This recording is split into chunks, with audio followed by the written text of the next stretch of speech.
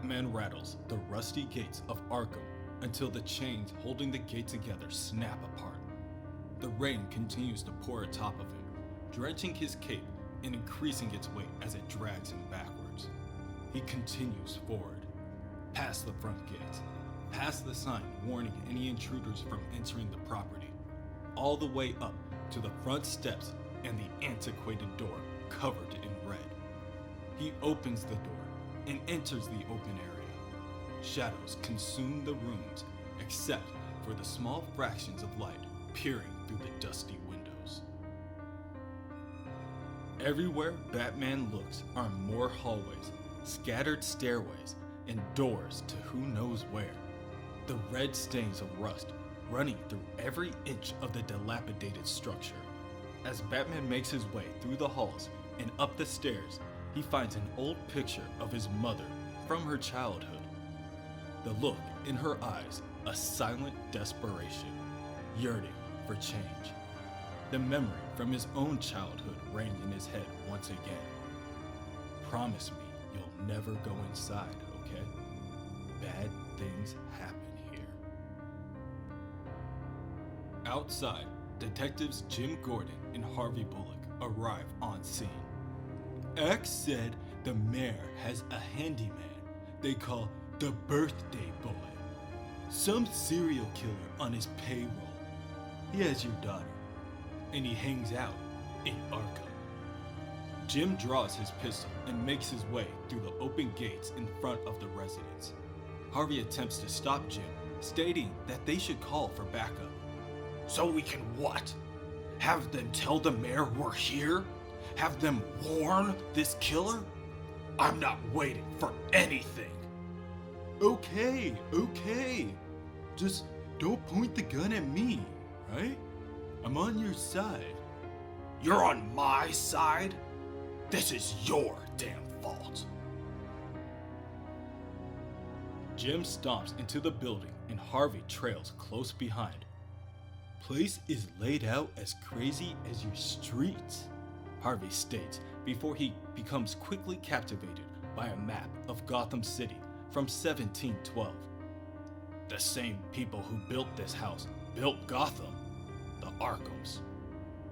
If the birthday boy knows this maze, we're at a disadvantage. It's gonna be easy to get lost in here. Gordo? He asks as he looks behind him, but his partner is nowhere to be found. Just the scattered staircases and the stains of red. Jim ascends a staircase and prepares to ascend another when he hears a muffled step behind him. Bullock? He calls out in hope of a response from his partner, but all he is greeted by is Batman. You! He gasps. You son of a bitch! Are you with them? Did you take my daughter? Batman takes his time before responding, awaiting to see what the officer does. Jim takes out his snub nose and aims it directly at the to-be-believed menace and demands an answer. Where is she? Batman, now seeing Jim's emotions rise, easily slaps the gun out of his hands.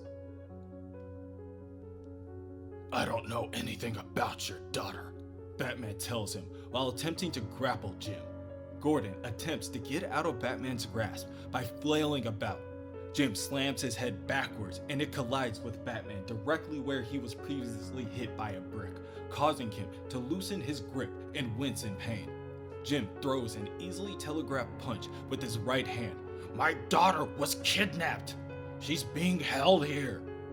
I don't have anything to do with that, Batman tells him as he dodges the punch and elbows Jim in the back of the neck. Elsewhere, Harvey is searching the house for clues to the whereabouts of Barbara Gordon, but there is something off-putting about every inch of this place. Gordo? He asks as he swings open a bedroom door, revealing nothing more than a dusty room for a little girl. Small dolls and toys were scattered about, except a small stack of 3 clowns sitting behind a group of spelling blocks reading, "You'll all go crazy." Creepy, He winces as he bends down to pick up a block and examines it. Suddenly, Harvey sees movement out of the corner of his eye and, out of reaction, throws the block at his aggressor. But as the block soars through the air and collides with a glass mirror, Harvey realizes that it was nothing but himself. This is a damn fun house.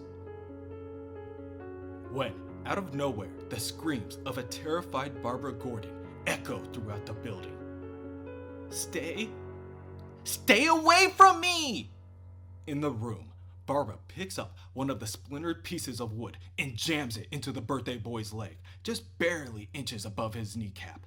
Batman, Jim, and Harvey each hear the plea, and Jim is the first to break out in a run. Jim knows that he is so close to saving his daughter, so close to not losing it all. Barbara! He bellows down the empty hallway, but the constant twists and turns lead him nowhere fast. Jim reaches a crossroads, and now he cannot pinpoint where his daughter's voice is coming from. He desperately looks left and right, listening for any sound or signal. Help! Barbara calls out. No! Batman, who was running just steps behind Jim, stops in his tracks and looks towards the wall to his left. Jim asks him what the hell he's doing, but Batman doesn't respond. Instead, he puts his ear to the wall and listens. Inside the room, Barbara crawls away from the birthday boy in an attempt to create distance. The birthday boy, scowling beneath his mask, looks at his new injury, and then he lifts his knife and tells her, "Now I made a wish, but I can't tell anyone." The birthday boy grabs onto Barbara by her hair and pulls back so that the soft of her neck is exposed and prepares to plunge the knife downward. At that moment, Batman uses his shoulder, backed behind his full weight, to burst a hole through the wall. The birthday boy looks up at the man in black and first attempts to swipe his knife at the intruder. Batman blocks the attack with his gauntlet, but the powerful strike chips off one of the razor edges. "You weren't invited," he tells Batman before grabbing onto his chest and flipping him over and slamming him on a table. Jim rushes into the room behind Batman and makes a beeline directly for his daughter. "Barbara!" he whimpers as he holds her in his arms. "Dad!" Barbara cries, happy for his intervention. "Amanda!" Birthday boy questions as he sets his sights on the man determined to steal his guest. Jim sees this and reaches for his pistol strapped to his ankle. He removes his pistol and within one movement pulls the trigger and fires a bullet into the birthday boy's trapezius in an attempt to slow him down. It does not. The birthday boy continues forward and grabs onto Jim's wrist and squeezes down tightly, effectively cracking it down to the bone. Batman jumps on the back of the birthday boy and attempts to strangle him from behind. As the birthday boy falls backwards, Batman orders Jim to take Barbara and leave. The birthday boy then begins to use his powerful legs to spring himself backwards into a nearby wall in an attempt to remove Batman. The force of the charge creates another hole in the room, and as the birthday boy begins to stumble out of the area, he steps onto an old floorboard that cracks beneath his feet and gives way. Batman and the birthday boy begin to fall downwards to the first floor of the building. In midair, the birthday boy redistributes his weight so that both Batman and a table below break his fall just feet away from a wandering Harvey Bullock. Batman? Batman tries to roll onto the ground away from his opponent, but the birthday boy is too large. He bridges the gap with a swing of his massive arm. Clutching the knife, he tries to aim directly for Batman's face. Unsure of who the real enemy is, Harvey prepares his pistol. It is not until Harvey sees the birthday hat on top of the knife-wielding man's head that Harvey pieces together who he really is. His decision is clear. Harvey tells Batman, "Get clear! Get clear so I can get a shot!" Batman is able to redirect the knife towards the ground, and as the birthday boy lifts it for another attack, Batman kicks the knife away and it lands on the wall right next to Harvey. Batman quickly raises to his feet and tries a combination of jabs and haymakers that simply do not faze the birthday boy in any way. In fact, the birthday boy looks down at Batman with a mixture of pity and pleasure as the failing attacks bounce right off him. And that's when Harvey steps in. Harvey leaps into the fight, yelling out as he prepares to jump on the birthday boy's back in an attempt to strangle him.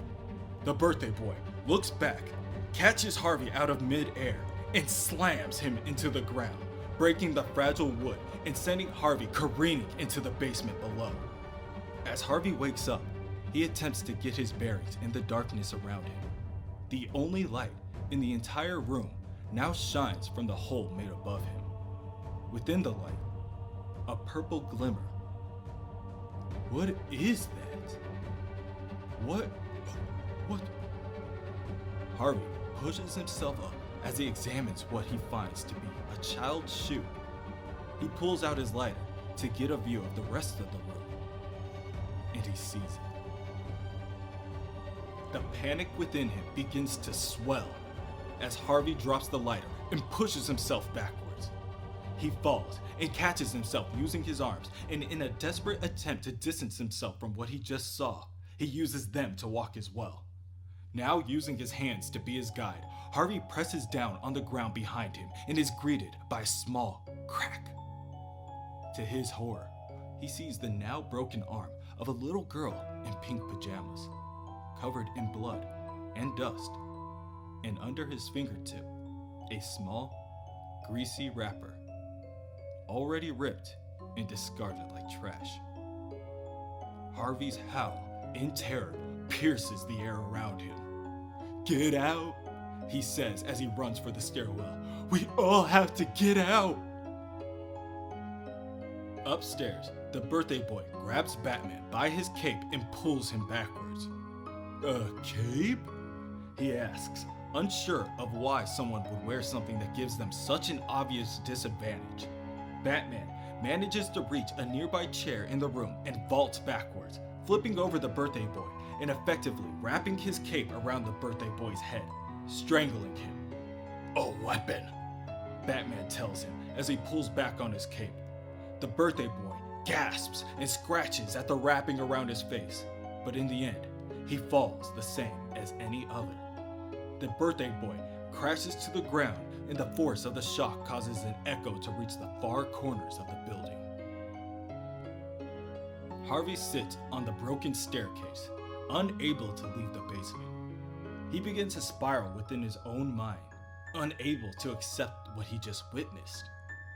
Batman finds him and reaches out a hand for help. "Detective, do you have any handcuffs?" "Yes, so many. Those poor girls. God, what did I just see?" Batman helps Harvey back into the main floor of the house and looks back down into the basement. He looks at the dozens of discarded bodies, covered in maggots and gnats. "Evil," He tells Harvey. "real evil."